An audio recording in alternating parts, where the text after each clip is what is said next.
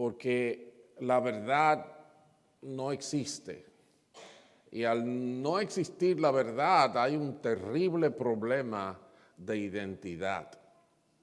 Estamos en la época que después de un par de milenios, ahora no sabemos si cuando un niño nace es hembra o si es varón. Estamos como caminando para atrás en ese sentido. Y hay quienes dicen que tenemos una crisis de identidad en el mundo. Vamos a aclarar eso, pero para hablar de identidad, yo quiero primero que veamos, yo creo que estoy mal aquí. Ok, ahora sí. Juan capítulo 8, el capítulo 8 del Evangelio según San Juan es muy rico en expresiones de identidad, pero vamos a comenzar con las palabras que nos van a guiar como el esqueleto de este ángulo de la identidad que vamos a tratar hoy. Dice la palabra de Dios que Jesús se dirigió entonces a los judíos que habían creído en él y les dijo: si se mantienen fieles a mis enseñanzas, serán realmente mis discípulos y conocerán la verdad, y la verdad los hará libres. Como les dije, se habla de una crisis de identidad no solamente en América, sino en el mundo entero. Y del diccionario del Nuevo Mundo de Webster, se dice que hay una crisis de identidad de alguien o algo que tiene que no está claro en el tipo de persona o cosa que son, qué personalidad tiene y qué personalidad le gustaría ser. De otra manera también dice que es la condición de incertidumbre con respecto a sus emociones acerca de sí mismo, especialmente con respecto al carácter, a las metas y sus orígenes. Y es algo que ocurre especialmente en adolescentes como resultado de crecer en un ambiente con con muchos inconvenientes, con muchos elementos disruptivos y condiciones que cambian rápidamente. Como dije, ahora mismo la gente no sabe quiénes son, la gente no sabe hacia dónde va, y veo que estamos teniendo otro problemita técnico ahí. Pero no se preocupen, sigan conmigo aquí. Como dije en el capítulo 8 del libro del Evangelio según San Juan, hay mucha riqueza con respecto a lo que es la identidad. Y algunos versos de ese capítulo se refieren al tópico de la identidad de nuestro Señor mismo, para luego entrar en la identidad de aquellos que le escuchaban. En el versículo 12, por ejemplo, dice que Jesús dijo: yo soy la luz del mundo. En el versículo 14, él dice: ustedes no saben de dónde vengo ni a dónde voy. En el versículo 19, él dice: si supieran quién soy yo, sabrían también quién es mi Padre. En el versículo 23, él dice: yo soy de allá arriba, ustedes son de aquí abajo, ustedes son de este mundo, yo no soy de este mundo. Y finalmente en el versículo 27, él dice: cuando hayan levantado al Hijo del Hombre, sabrán ustedes que yo soy y que no hago nada por mi propia cuenta, sino que hablo conforme a lo que el Padre me ha enseñado. Hay muchos elementos de identidad, y Jesús estaba claro quién Él era. Jesús estaba claro la controversia que ellos tenían y las cosas que no podían entender, por lo que ellos tenían incertidumbre acerca de su propia identidad. Pero Jesús en toda esta disertación parece que fue bien convincente, porque a nivel del versículo 30 dice que mientras aún hablaba, muchos creyeron en él. Muchos creyeron en él. Pero nuestro Señor Jesucristo, entendiendo la dinámica y el proceso de lo que es el nuevo nacimiento, la renovación, la transformación que necesitamos a un mundo en pecado, Él entonces dice en el versículo 31 que Él se dirigió a los judíos que habían creído en Él, ya tenían ahí algo, ya habían creído, y les dijo: si se mantienen fieles a mis enseñanzas, serán realmente mis discípulos y conocerán la verdad, y la verdad los hará libres. Amén. Entonces, el Señor Jesucristo les aclara: es bueno que crean, es importante que crean, como vamos a ver, pero hay todavía un proceso con más elementos por el que tienen que pasar para finalmente ser un discípulo de Jesucristo. Entonces, la identidad de un discípulo es lo que Jesús ha establecido aquí, y yo lo presento en un escalón de 3 pasos. El primer paso es creer. Para llegar a la identidad de ser un discípulo de Cristo, necesitamos creer. En Romanos capítulo 1 y verso 17 dice que en el Evangelio se revela la justicia que proviene de Dios, la cual es por fe de principio a fin, tal como está escrito: el justo vive por la fe. El justo vive por la fe. En Hebreos capítulo 11 y versículo 6 dice que sin fe es imposible agradar a Dios, ya que cualquiera que se acerca a Dios tiene que creer que Él existe. Y esta es una problemática muy seria para nuestro mundo moderno. Sí, porque si usted le dice a una persona que usted está tomando decisiones importantes en su vida por su fe, ellos le van a decir que usted está loco, porque tiene que haber una prueba científica y tenemos que caminar con la ciencia.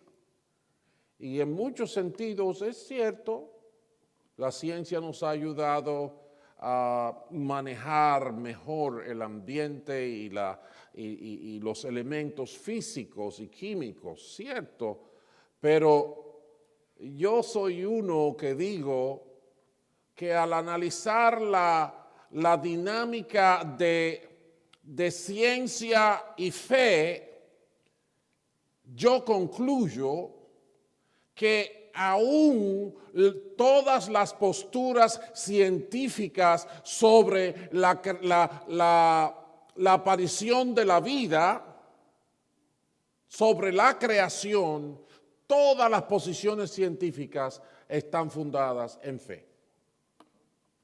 En fe. Porque en cualquier momento o al llegar al principio de toda la teoría, hay un momento en que algo sale de la nada. Hay un momento en que algo sale de la nada. Y científicamente hablando, es incongruente. El método científico establece que algo es científico cuando se puede llevar al laboratorio, se puede repetir, se puede observar y sacar conclusiones. con respecto a la vida, eso ha sido un imposible para toda la humanidad hasta el día de hoy. Entonces, mis hermanos, aunque nos llaman locos, fanáticos, tontos, en verdad, la diferencia que hay es que nosotros creemos en Dios y ellos creen en algo que se imaginan, porque ni siquiera es en la ciencia, porque la ciencia no tiene respuesta para la aparición de la vida. ¿Entiende eso? Pero tienen una posición muy fuerte en contra de la religión, porque así lo consideran. Para ser discípulo de Jesucristo, para ser un hijo de Dios, lo primero que se necesita es creer. Y eso es maravilloso, déjenme decirle, porque pensando en la complejidad de todo lo que existe, es una gran tarea el poder entenderlo todo. El poder entender a Dios, que tiene dominio de los tiempos. Es muy difícil. Por eso el Señor a nosotros no nos pone la tarea de entenderlo. Él no nos hace discípulos porque lo entendemos. Él nos hace discípulos porque le creemos. Ella tiene su bebé sentada en la pierna. Y si ella tiene que darle una medicina y la niña le pregunta por qué debo tomarla, al fin y al cabo la niña lo va a tomar porque mami lo dice. Porque ella no va a entender lo que son las vitaminas, lo que son las células del cuerpo, los glóbulos rojos, los glóbulos blancos. Usted le habla de glóbulos rojos y glóbulos blancos y ya cree que usted le está hablando de una fiesta de cumpleaños, ¿verdad? Con globos rojos, con globos blancos. Así somos nosotros con Dios. Para ser discípulos, para vivir la realidad de un hijo de Dios, es imposible sin fe. Tenemos que creer. No es el resultado de una ecuación matemática, de una reacción química en el laboratorio. Venimos a establecer y disfrutar una relación con Dios por un paso de fe. Todo no tiene que tener explicación. Todas las preguntas no tienen que tener respuestas. Confiar en Dios es lo que necesitamos. Confiar en Dios. Claro que confiar en Dios implica un paso, caminar en una dirección en la que solo Dios garantiza el resultado. ¿Entiende eso? Y como dice su palabra ahí en Hebreos, el que se acerca a Dios tiene que creer que Él está ahí y que Él responde, que Él recompensa, que Él galardona, dice otra versión. Amén. Entonces, para ser discípulo de Jesucristo, lo primero que se necesita es creer. Creer. Ahí empezó la conversación de él con el grupo que podía ser sus discípulos, aquellos que habían creído en él. Pero entonces, en la segunda parte, dice que Jesús entonces le dijo a esos que habían creído: si se mantienen fieles a mis enseñanzas, entonces serán discípulos. Si se mantienen fieles a mis enseñanzas. El segundo escalón que podemos ver ahí es la disciplina. Necesitamos una disciplina para mantenernos fieles. Es por eso que cuando Jesús habló de de la gran comisión en Mateo 28, dijo: vayan al mundo y hagan discípulos de todas las naciones, bautizándolos en el nombre del Padre, del Hijo y del Espíritu Santo, y encomendándoles que obedezcan todo lo que yo les he mandado. Enséñenle a obedecer todo lo que les he mandado. Amén. Así que en ese sentido, un discípulo es uno que se entrega a seguir un maestro, que se mantiene fiel a las enseñanzas, asume disciplina de aprender y practicar, y es transformado como resultado de la disciplina. Es importante que entendamos que no es simplemente ser dichoso. Me saqué la lotería. No. La gracia de Dios te alcanza y tienes la oportunidad de creer. No de saber, no de entender, no de resolver, de creer, de confiar en el Creador de los cielos y la tierra. Si le crees, entonces tienes que abrazar una disciplina de vida. Tienes que abrazar una disciplina de vida. Tenemos que, como dice la palabra de Dios, cuando vemos la historia de la iglesia, vemos que el modelo fue en Hechos capítulo 2, que aquellos que creyeron se mantenían firmes en las enseñanzas de los apóstoles, en la comunión, en el partimiento del pan y en las oraciones. Su rutina de vida cambió. Yo no sé de la experiencia de todos ustedes, pero yo le puedo decir de la mía y de mucha gente que conozco. Antes lo mío era los amigos, las muchachitas y el básquetbol. Bueno, y obedecer a mi papá y a mi mamá yendo a la escuela, aprendiendo, porque es bueno vivir bien. Es bueno tener los chelitos para comprar la comida que a uno le gusta, para tener un carro y una casa bonita. Entonces esa era mi vida. Pero cuando creí el evangelio que se me anunció, mi rutina de vida cambió. Tuvo que cambiar. Empecé a leer la Biblia. En momentos que hacía otra cosa, ahora me sentaba y leía la Biblia y me proponía leer 1, 2, 3 capítulos, y después que iba por el 10 todavía no quería parar. Porque era como una experiencia de caminar los caminos polvorientos detrás del maestro. Era una experiencia como de un ciego que había recobrado la vista.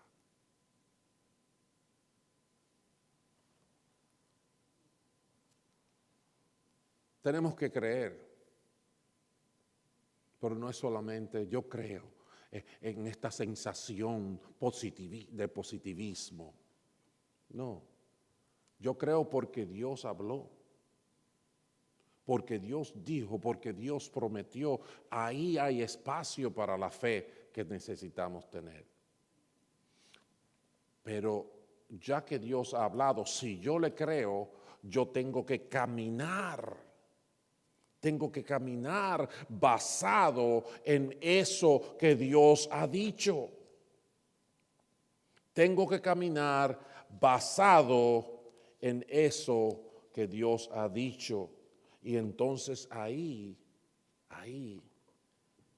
se muestra mi fe, ahí se evidencia para mí mismo si estoy creyendo o no estoy creyendo.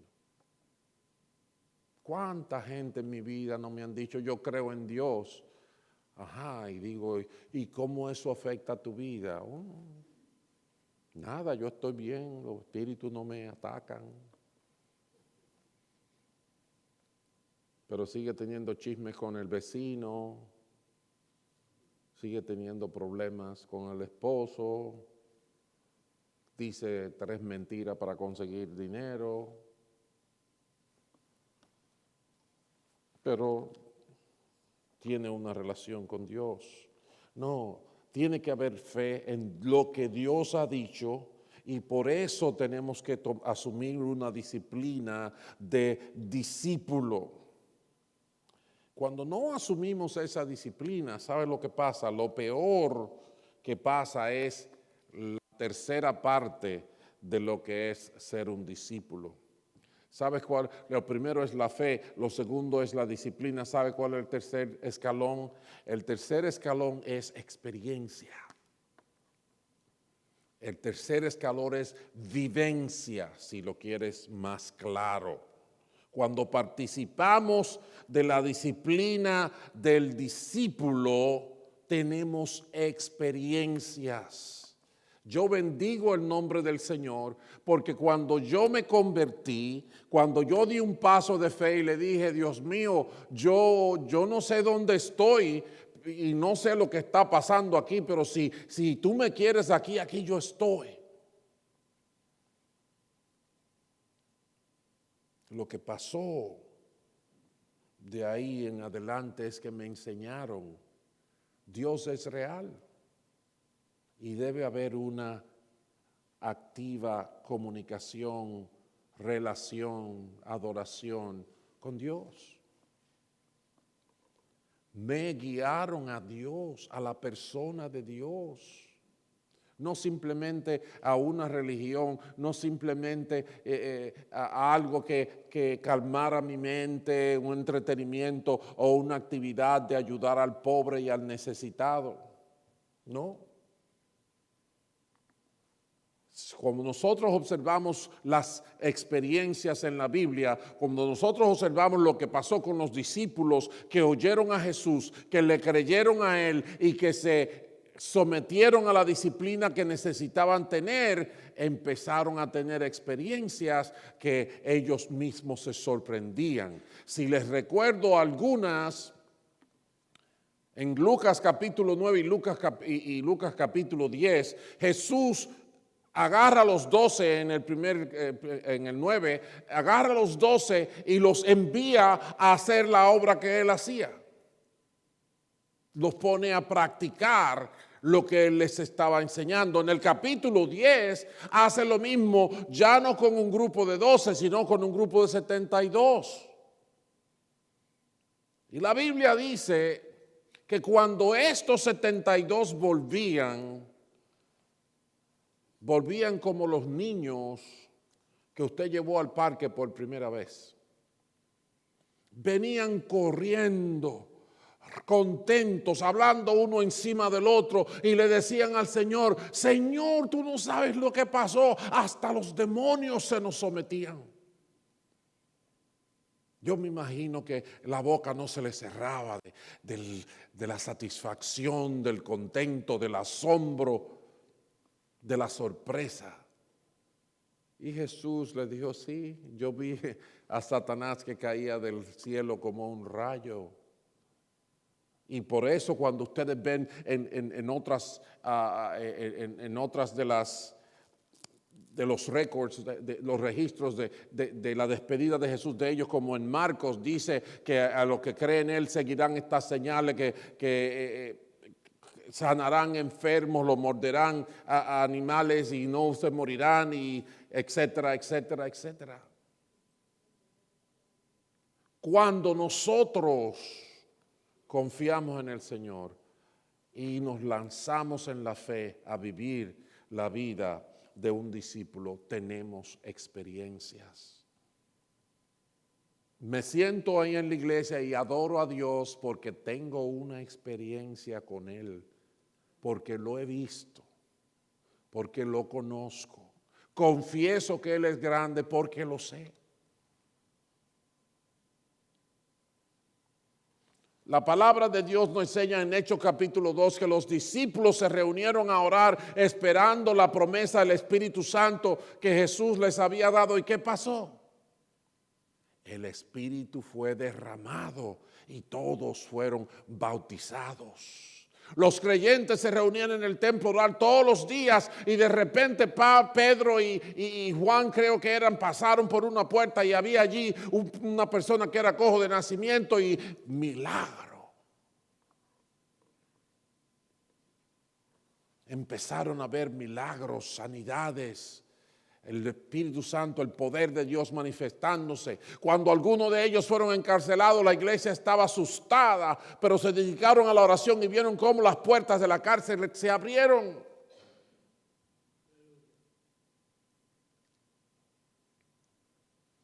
Creer,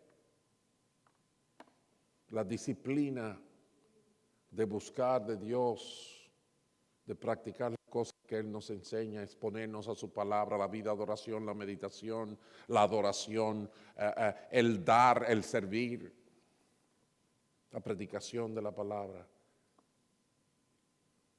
Yo siempre digo que los milagros que Dios hace y los dones que Dios da no son para yo pararme aquí a decir, yo soy un profeta. Cuidado. No es de adorno.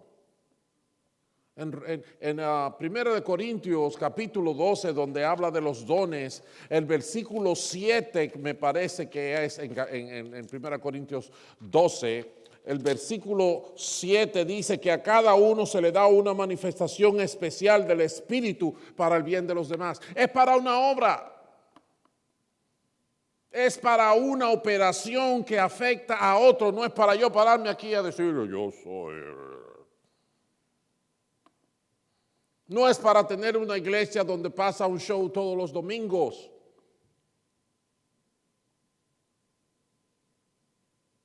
Yo he visto a Dios, yo veo a Dios a cada rato. Pero no aquí que yo vengo y me pongo bonito y empiezo a decir lo que sea. No, es haciendo la obra de Dios. Se nos cierran las puertas, se complican las cosas. Le voy a dar un testimonito breve. Una vez, hace muchísimos años, porque yo tengo unos cuantos ya. Así mismo, el tren, hay que poner los trenes.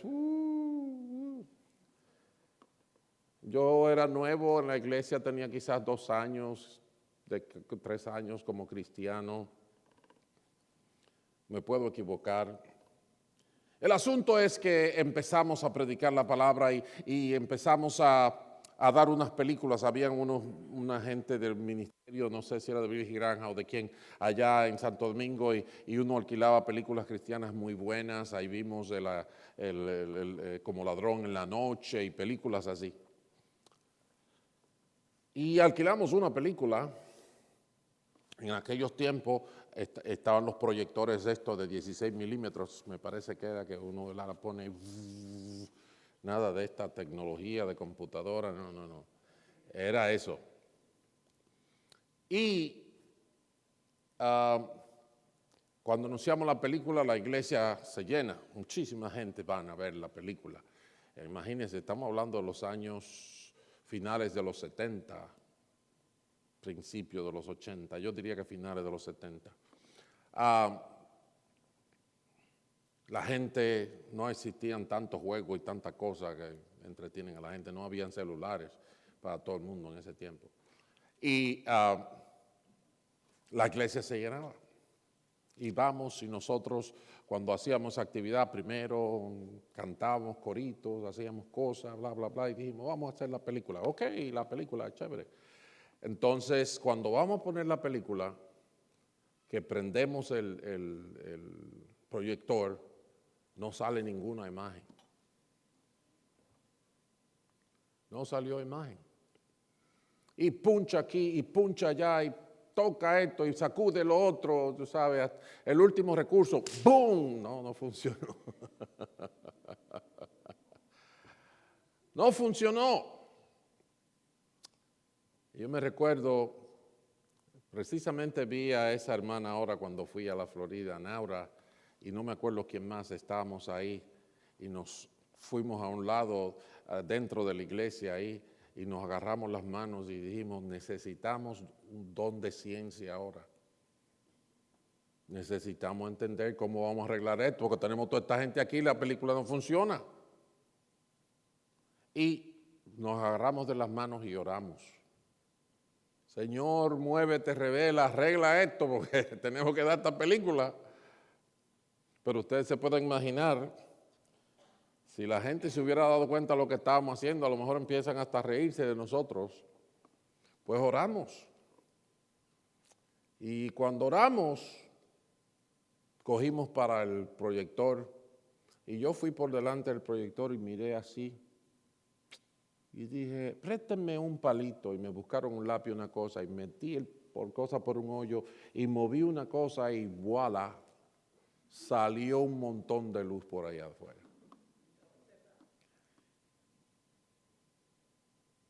Y nosotros alabamos a Dios y nosotros dimos la película esa noche. Y la gente se salvó. Si usted me pregunta a mí qué fue lo que, nada, yo no sé qué fue lo que, yo sé que vi esa tapita, la moví y se abrió. Yo no sé cómo se llama la tapita. Como diría el ciego aquel, si era pecador o no, yo no sé. Yo lo que sé es que yo era ciego y ahora veo. Yo sé que no salía la película y después salió. Dios es grande. Dios es real. Si le creemos, vemos sus obras. Y eso es lamentable, que mucha gente viene a la iglesia y nos conformamos con la amistad, con los buenos amigos, con los que cocinan bueno, con los que no dicen mala palabra. Todo eso es bueno. Pero Dios no está en el cuadro. No aspiramos a Dios. No tenemos fe. ¿Cómo vamos a tener experiencias? Ni siquiera las perseguimos. Ni siquiera las perseguimos. Yo recuerdo que yo me trancaba mucho, yo veía a la gente llorando delante de la presencia del Señor en diferentes ambientes, diferentes cosas, y yo nunca lloraba. Nunca lloraba, nunca. No sé si es que me criaron con el asunto que los hombres no lloran. Pero nunca lloraba, pero yo sentía que me quedaba con la carga, con el asunto adentro, y empecé a orarle a Dios, a decirle, ayúdame a orar, a llorar, ayúdame a desatarme, a liberarme. Ay, ¿para qué fue eso? Comencé una era que tenía que, cada vez que me arrodillaba tenía que tener los pañuelos, las servilletas, lo que sea ahí al lado, porque me volví el profeta Jeremías, el profeta llorón. Dios es bueno. Dios es bueno. Yo he visto al Espíritu Santo tocando corazones a través de mí, a través de otros. Dios es real.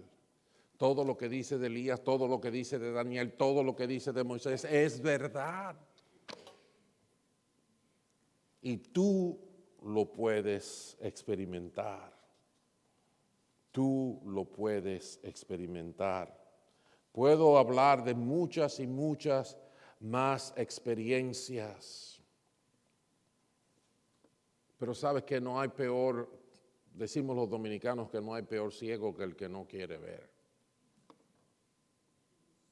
No hay peor ciego que el que no quiere ver. Fíjese la discusión que después de todo esto se arma aquí. Después que Jesús le dice a ellos, en el verso 33, ellos le dicen a Jesús, nosotros somos descendientes de Abraham, porque Jesús dijo, conoceréis la verdad y la verdad los hará libres. Ellos le dijeron, nosotros somos descendientes de Abraham y nunca hemos sido esclavos de nadie. ¿Cómo puedes decir que seremos liberados? Vengan conmigo a un breve análisis rápidamente.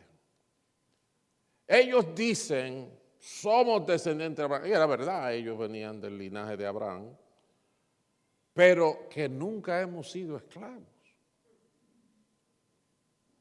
Yo creo que ahí es que la Biblia da evidencia de lo que es el Alzheimer, porque parece que a ellos se le olvidó los 400 años en Egipto, haciendo ladrillos para el faraón. Parece que a ellos se les olvidó que Nabucodonosor fue el rey sobre el mundo entero y los gobernaba a ellos. Parece que a ellos se les olvidó todos los años que estuvieron bajo el imperio medo-persa. Parece que a ellos se les olvidó dónde ellos vivían en ese momento. Porque, ¿saben quién gobernaba en el tiempo que ellos estaban hablando con Jesús? Eran los romanos. Y ellos eran súbditos de los romanos. Pero ellos se atrevieron a decirle al Señor Jesucristo en su cara: nunca hemos sido esclavos de nadie. No hay peor ciego que el que no quiere ver. ¿Eres discípulo de Jesucristo? ¿Crees en el Señor? ¿Estás dedicado a una disciplina de vida guiada por el Evangelio? ¿Estás viviendo el Evangelio y viendo a Dios en tu vida? Recuerdo las palabras de Jesús cuando él llamó a sus discípulos, que él iba a comenzar su ministerio. Él les dijo, me parece que Juan capítulo 2, capítulo 3, capítulo 2, de ahora en adelante van a ver el cielo abierto y los ángeles de Dios que suben y bajan sobre el Hijo del Hombre. El cielo se abre y el cielo trabaja aquí en la tierra. Y nosotros, por esa razón, somos llamados embajadores del reino de los cielos, como si Dios rogara por medio de nosotros: arrepentíos y reconcíliense con Dios. ¿Recuerdan eso? ¿Quién eres? Eres discípulo de Jesucristo.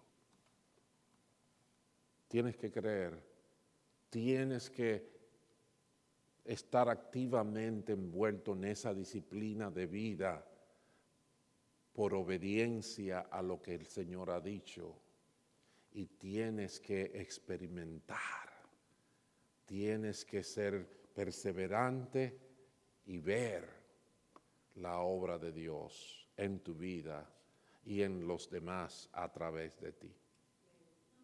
Dice Efesios capítulo 2 que somos hechura de Dios, creados para buenas obras que Dios tiene preparado de antemano. Amén. ¿Estás claro con tu identidad? Yo entiendo que el mundo que está en oscuridad, esté confundido, pero tú has recibido la luz del Evangelio. Tú sabes quién te ama y lo que dio por ti y lo que quiere hacer de ti. Deja que tu fe en sus promesas te guíe y vive como un discípulo de Jesucristo, para que el mundo vea el poder de Dios en la tierra. Vamos a inclinar nuestros ojos y vamos a orar. Dios del cielo, bendito sea tu nombre. Para siempre tú vives, tú eres Dios y no hay nadie como tú. La verdadera libertad solo viene como resultado de estar contigo, de creerte, confiar en ti, de andar y someter nuestro cuerpo, nuestros corazones, nuestros pensamientos a tus mandatos y vivir las experiencias que tu poder nos permite vivir. Padre Santo, bendice tu iglesia, Levántate, Señor, y levanta tu iglesia contigo y deja ver tu poder y tu gloria, porque hay mucha hambre, hay mucha sed, hay mucha necesidad, hay mucha oscuridad, oh Dios. Y hasta que tú llames la hora para que todo termine, ayuda a tu iglesia a llevar a cabo la labor que nos has encomendado. Es con tu fuerza, es con tu bendición, es con tu dirección. Nos encomendamos en tus manos, Señor, en el nombre de Jesús. Amén y amén. Bendito el nombre del Señor. Las semanas siguientes vamos a tratar de, sí pueden subir, vamos a tratar de hablar de nuestra identidad, ya no desde el punto de vista del proceso, sino desde el punto de vista de la naturaleza. ¿Qué es ser un hijo de Dios? ¿Cuál es la realidad espiritual envuelta en eso? Amén. Ora por eso, afirma tus pies con la palabra de Dios y vamos para adelante. Amén. Dios los bendiga.